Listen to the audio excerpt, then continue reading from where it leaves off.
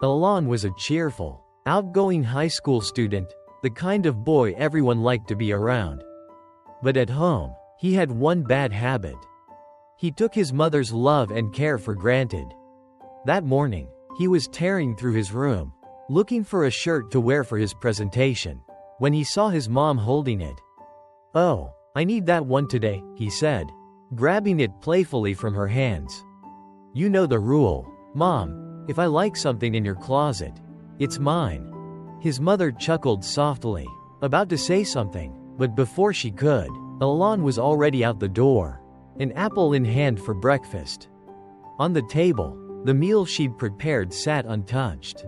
The coffee she'd made for herself had already gone cold. She stood by the window, watching him leave, her eyes filled with quiet love and a touch of sadness. A few days later, Alon's class went on a field trip to a rural village for a community service project. There, he met Byron, a quiet boy about his age who had just transferred schools. That night, the students gathered around a campfire, sharing stories about their families.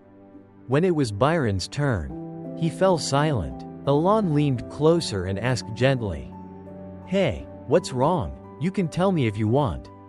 Byron looked down, his voice barely above a whisper. "I don't have a real mom. I live with a foster mother, but she's never treated me like her son."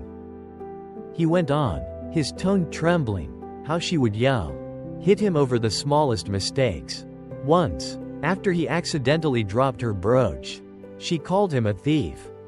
Then he said quietly, his eyes glistening in the firelight, "People say a mother's love is unconditional, but I've never known what that feels like." Alon froze, his chest tightened. He suddenly thought of his own mother, the one who woke up early to make breakfast, who always saved the best piece of food for him, who worried even when he came home just a little late.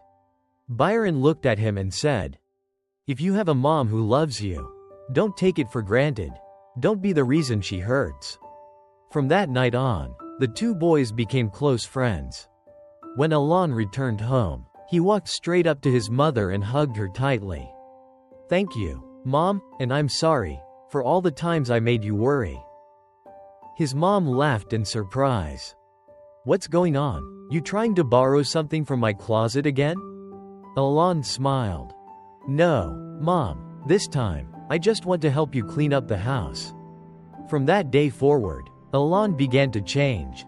He helped more around the house, complained less, and realized that every sigh, every scolding, every small act, was her way of saying "I love you."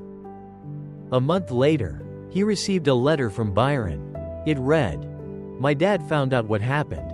He divorced my foster mother and took me to live with him. It's not easy, but we're finally happy."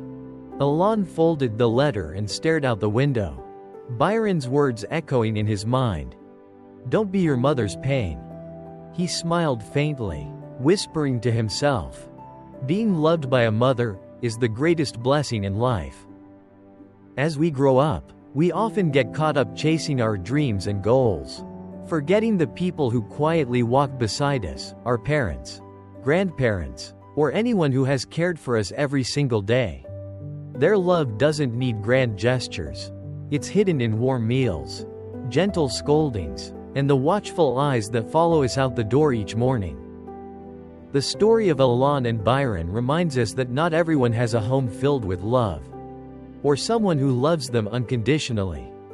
Whether you're still young or already grown, take a moment to say thank you, "I'm sorry," or simply give a hug. Because love doesn't need to be perfect, it just needs to be on time.